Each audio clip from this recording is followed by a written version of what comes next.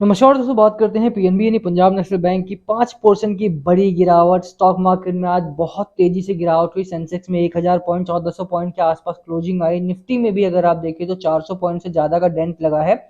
Serious fall आज के दिन में हुआ है। इस वीक की शुरुआत में ही मैंने आपको बोला था कि ये हफ्ता बहुत खराब जा सकता है, क्योंकि यूएस मार्केट से संकेत बहुत खराब आ रहे थे। बात करेंगे इस वीडियो में पीएनबी में एक और कितनी गिरावट। देखिए 52 वीक तो लग चुका है यहाँ पे। ऑब्वियस सी बात है, मार्केट क्या है यहाँ पर रुकेगा। क्या खबरें आ रही हैं, किस तरह की खबरें आ रही हैं, क्या यहाँ पर बाजार में अब किस तरफ देखना है, क्या और ज्यादा गिरावट बढ़ेगी या गिरावट इस पॉइंट पर कहीं आगे जाकर के रुकते हुए देखने को मिल रही है। बात करेंगे इस बारे में। चलिए शुरुआत करते हैं इस वीडियो की। बट उससे पहले अगर आप चैनल पे नए हो तो प्लीज चैनल को सब्सक्राइब कर दो, हिट बेल आइकन, ताकि आपको नोटिफिकेशन मिल सके। चलिए स्टार्ट करते हैं। सबसे पहले बात बाजार की। बाजार से शुरुआत करेंगे तो बाजार की शुरुआत ही खराब हुई। गैप डाउन ओपनिंग हुई और उसके बाद भी गिरावट जारी रही। गैप डाउन में भी अगर आप ये बैंकिंग का निफ्टी बैंक है हमारा, निफ्टी बैंक में भी अगर आप देखेंगे तो ओवरऑल जो ओपनिंग हुई 48,437 के आसपास हुई और हाई जो लगा है 48,574 का लगा, नहीं 100 पॉइंट्स का हाई लगा। और लो अगर आप देखेंगे 400 पॉइंट का लो है। ओवरऑल 400 पॉइंट का फॉल यहाँ पर भी देखने को मिला है। नेगेटिव पूरा का पूरा सेंटीमेंट है। स्मॉल कैप मिड कैप में अगर आप देखेंगे तो खास तौर पर वहां पर ज्यादा बड़ा डेंट लग रहा है। फाइनेंशियल सर्विसेज में भी अगर आप देखें तो बड़ा डेंट लगा, 150 पॉइंट्स के आसपास की गिरावट वहां पर हुई। तो फाइनेंसिस में अगर आप बैंकिंग देख रहे हैं, एनबीएफसी देख रहे हैं या कहीं और देख रहे हैं, पेमेंट बैंक की तरफ भी देखेंगे तो वहां पर भी गिरावट है। निफ्टी 50 में भी वहीं पर इक्वली गिरावट देखने को मिली, बड़ा फॉल है। अच्छा, बहुत सारे लोग कह रहे थे कि यार लगातार की स्मॉल कैप और मिड कैप में गिरावट है, लार्ज कैप फिर भी स्टेबल है। आप निफ्टी 50 के बड़े स्टॉक्स, बड़ी कंपनीज को भी देख रहे हो, यहाँ पर सीरियस डेंट लग रहा है आपका। ठीक है, तो इस मार्केट में बेयर मार्केट है and it looks like a bear market. तो यहाँ पर अगर आप देखेंगे ना तो गिरावट चौतरफा है। कहीं भी एक भी ऐसा सेक्टर आपको देखने को नहीं मिल रहा है जहां पर आप ये बोल सको कि नहीं यहाँ पर गिरावट नहीं है। एक भी ऐसा स्टॉक नहीं है जहां पर आप ये कह सको कि अब यहाँ पर आपको एक स्टेबल जर्नी देखने को मिलेगी। बाजार में बुरी तरह से गिरावट। और बाजार का एक डेटा बाजार बंद होने के बाद आया, वो ये है कि मार्केट में 5 महीने में 90 लाख करोड़ रुपए के आसपास का नुकसान हो चुका है। 90 लाख करोड़, जी हाँ। 29 सालों में largest longest monthly losing streak रहा है फरवरी का। 25 बिलियन डॉलर के आसपास का लॉस किया है हमने, 25 बिलियन डॉलर का, जिसमें से 4.4 बिलियन डॉलर आप मान सकते हैं कि सिर्फ फरवरी में गए हैं। आप सोचिए कि कितना बड़ा डेंट लगा इस एक छोटे से मंथ में, जहां पर बहुत सारी छुट्टियां भरी, उसके बावजूद भी बाजार में सबसे बड़ी गिरावट जो हुई है वो फरवरी में हुई है। मेरा मानना है कि फरवरी की जो गिरावट है क्या वो आगे जारी रहेगी। आप इस पूरी खबर को बहुत डिटेल में पढ़ना, क्योंकि ये बहुत इंपॉर्टेंट न्यूज है। इसको मैंने शॉर्ट में कवर करके शॉर्ट्स में डाला हुआ है, आप जाकर के उसको भी देख सकते हो। नीचे लिंक डाल दूंगा मैं, तो उसमें भी आप देख पाओगे। सबसे बड़ी बात अगर आप बात करो तो जैसे इसमें लिखा भी हुआ है, आप देख सकते हैं 25 बिलियन डॉलर के आसपास का यहाँ पर पूरा का पूरा लॉस है हमारा। 4.1 बिलियन डॉलर फरवरी अकेले ने किया है।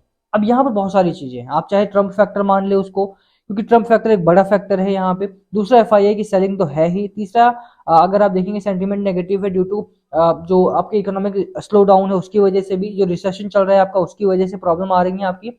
चाइना फैक्टर आप मान लीजिए, कोई भी फैक्टर आप बोलो, लेकिन मार्केट में जो at the end of the day हो रहा है वो ये कि जो रिटेल है उसका पैसा लूज हो रहा है। और रिटेल का पैसा कहाँ लूज हो रहा है? सरकारी के पीएनबी हो गया आपका, केनरा हो गया आपका, या फिर जो छोटे बैंक है आपके, छोटे स्टॉक है आपके, वहां पर रिटेल का पैसा लूज हो रहा है। तो रिटेल को करना क्या है, यानी मुझे क्या करना है या आपको क्या करना है, उसके बारे में बात करते हैं।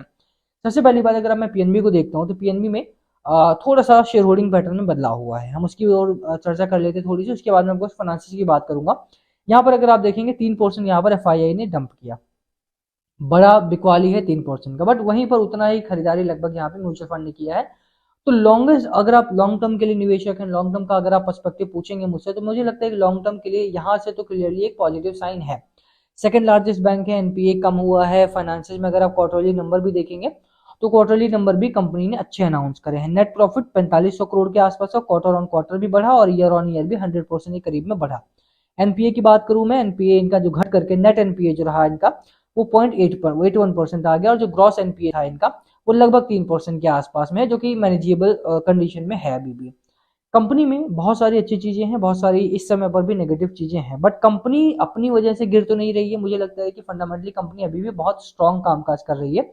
और अगर कोई लंबे समय के लिए यहाँ पर आता है, लंबे समय के लिए आया था, तो ये कंपनी लंबे समय वाली है। लॉन्ग टर्म के पर्सपेक्टिव से कंपनी अभी भी मुझे बेहतर मालूम पड़ती है। आपका क्या मानना है, आप कमेंट करना नीचे।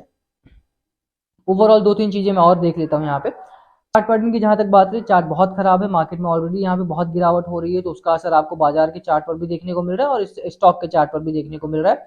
गिरावट कितनी इस स्टॉक में देखने को मिल रही है, आरएसआई 34 पॉइंट्स का है, 30 के आसपास यहाँ पर आकर के ओवरसोल्ड जोन में आ जाता है। ये 30 पॉइंट से अगर नीचे आएगा तो ओवरसोल्ड जोन में आ जाएगा। ओवरसोल्ड जोन का मतलब है कि उसके नीचे बहुत ज्यादा बिकवाली की उम्मीद नहीं रहती है। 34 पॉइंट्स के आसपास ऑलरेडी कामकाज ये कर रहा है। वहीं पर मैगडी की बात करूं मैं तो मैगडी में भी यहाँ पर गिरावट का साइन है, बेयर मार्केट का साइन है यहाँ पे क्लियरली, बट ये न्यूट्रल साइन यहाँ पर दिखा रहा था, न्यूट्रलिटी यहाँ पर भी है। अच्छा, एक अच्छी खबर है हमारे पास। अच्छी खबर क्या है? अच्छी खबर ये है कि जो ये पूरी की पूरी खबर है, जो ये निफ्टी वाली खबर थी, इसके साथ साथ एक और रिपोर्ट आई, उसमें बताया गया कि मार्च में भी जाकर के आपका जो मार्केट है वो स्टेबल होता हुआ देखने को मिलेगा। इसी खबर को आप पूरा पढ़ेंगे तो आपको समझ में आ जाएगा। With the sale of continue in March, March में भी क्या रुकेगा? Historically March has been a strong month for the Indian stock market over the past 15 year. 15 साल का अगर आप बेंचमार्क लेते हैं तो वहां पर 15 में से 10 साल जो रहे हैं वो बहुत पॉजिटिव रहे हैं, बहुत पॉजिटिव रहे हैं। इसका मतलब ये है कि ये मार्च अगर आपका बहुत पॉजिटिव नहीं रहता है तो एटलीस्ट बहुत कम नेगेटिव रहेगा। यानी कि जो गिरावट है वो अगर रुकती नहीं है या ग्रोथ नहीं आता है तो एटलीस्ट वो न्यूट्रल जाएगी, साइडवेज की हो सकती है। तो निफ्टी के लिए या सेंसेक्स के लिए या आपके पोर्टफोलियो के लिए मार्च एक ऐसा महीना होने वाला है जहां पर आकर के जो गिरावट है वो थोड़ी बहुत रुकती हुई आपको देखने को मिल सकती है। तो मुझे लगता है कि मार्च एक अच्छा महीना जा सकता है। होपफुली हिस्टोरिकली अगर आप बात कर रहे हैं तो March is likely to witness recovery in the Indian stock market backed by better macro news flows and subdued FII selling. FII selling कम हो सकती है और बढ़िया खबरें यहाँ पर आ सकती हैं। लार्ज कैप वैल्यूएशन अभी भी अच्छी हैं और पॉकेट्स अट्रैक्टिव हैं। FII unlikely to press selling as aggressively during the last few month. अब यहाँ से थोड़ा सा इनका मानना है, डॉक्टर वी के विजय कुमार का, चीफ इन्वेस्टमेंट स्ट्रेटजिस्ट है जियोजीत में, इनका मानना है कि अब मार्च में हो सकता है कि एफआई थोड़ी सी अपनी बिकवाली को कम करे और खरीदारी की तरफ बढ़े। मेरा ऐसा मानना नहीं है। मेरा मानना यह है कि भैया एफआईआई जो है वो अगर इतना ज्यादा मतलब, हाँ ठीक है, बिकवाली कम हो सकती है। मार्च एक अच्छा महीना जाने वाला है, रिकवरी के साइंस वहां पर दिखेंगे, बट रिकवरी दिख जाना एकदम से कि 28 फरवरी को तो चलो बेच देते हैं और 1 मार्च जैसे ही आ गया चलो खरीदना स्टार्ट कर देते हैं, ऐसा नहीं होने वाला है। ग्रेजुअल शिफ्ट होगा। हो सकता है कि धीरे धीरे करके एफआईआई अपनी बिकवाली को कम करे और धीरे धीरे करके वो खरीदारी के लिए उतरे, लेकिन वो 2 से 3 महीने अभी भी लगने वाले हैं। इसमें इतनी जल्दीबाजी करने की जरूरत नहीं है। बट हाँ, आपको क्या लगता है, क्या है खबरें, क्या है आपके पर्सपेक्टिव, क्या है आपकी स्ट्रैटेजी स्टॉक को लेकर के, मार्केट को लेकर, प्लीज कमेंट करके शेयर करना। जहां तक बात पीएनबी की रही, पीएनबी को लेकर खबरें अच्छी आ रही है। इंटरनली कंपनी में कोई प्रॉब्लम इस तरह की देखने को नहीं मिल रही। जो भी गिरावट के कारण है वो है मार्केट और मार्केट लेड जो रीजन्स हैं उनकी वजह से, जैसे एफआईआई हो गया, जैसे ट्रम्प फैक्टर हो गया, चाइना फैक्टर हो गया, इकोनॉमी रिसेशन हो गया, ये सब चीजें हैं जिसकी वजह से पीएनबी में गिरावट है। अब अगर गिरावट एक्सटर्नल फैक्टर्स की वजह से हो रही है तो मुझे नहीं लगता कि इंटरनल रीजन्स को फेस करने के मतलब कॉन्फिडेंस कम करना चाहिए आपको एक स्टॉक में। आप अगर केनरा बैंक में होते तो भी गिरावट होती, आप एचडीएफसी में होते तो भी गिरावट होती, सीडीएसएल एक बहुत स्ट्रॉन्ग कंपनी है उसमें भी बहुत गिरावट हो रही है।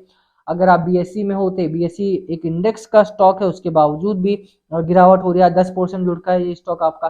तो overall the market is falling और आप ऐसा नहीं कर सकते हैं, can not pick and choose any stock at this point of time कि ये यहाँ से बढ़ेगा। No stock at this point of time is looking stable for the next few months. ऐसा नहीं कि आप आज कोई स्टॉक खरीदते हैं और वो अगले महीने बढ़ेगा ही बढ़ेगा, ऐसा कोई गारंटीड नहीं है। So it's better to be hopeful with your portfolio and not look outside of the portfolio, क्योंकि अगर आप बाहर देखेंगे ना तो प्रॉब्लम बाहरी स्टॉक्स में और ज्यादा मिलने वाली है। ऐसे में क्या करना है, ऐसे में करना ये है, इस समय वेट एंड वॉच की स्ट्रैटेजी रखो, थोड़ा सा वेट करो, थोड़ा सा होल्ड करो, थोड़ा सा अपने छुट्टियों को एंजॉय करो। मार्केट ब्लीड कर रहा है I know, but you can not do anything else but wait. ठीक है, अगर आप यहाँ पर उथल पुथल ज्यादा करते हैं, लोअर एंड पर बेचना चाहते हैं, बेचिए, आपकी मर्जी, आपका पोर्टफोलियो, आपका पैसा। बट आई वुड से कि देखिए इस समय मेरा मानना यह है कि वेट करना सबसे अच्छी स्ट्रैटेजी होती है जब भी बेयर मार्केट इस तरह का आता है। तो बाकी आपकी क्या राय है, क्या है स्ट्रैटेजी, प्लीज कमेंट करना। वीडियो को हम यहीं खत्म करेंगे। पसंद आए हो तो लाइक करना, चैनल पे नए हो तो सब्सक्राइब किए बिना मत जाना। Thank you for watching and yes please comment below, अगर पूछना हो तो। थैंक यू अगेन, शेयर कर देना वीडियो को। किसी और स्टॉक में फंसे हुए हो तो कमेंट करना, उस पर वीडियो करने की कोशिश करेंगे। Thank you again and do not take it as a buy sell recommended video. जो भी आपको करना हो अपने फाइनेंशियल एडवाइजर से पूछ के ही करना। Thank you.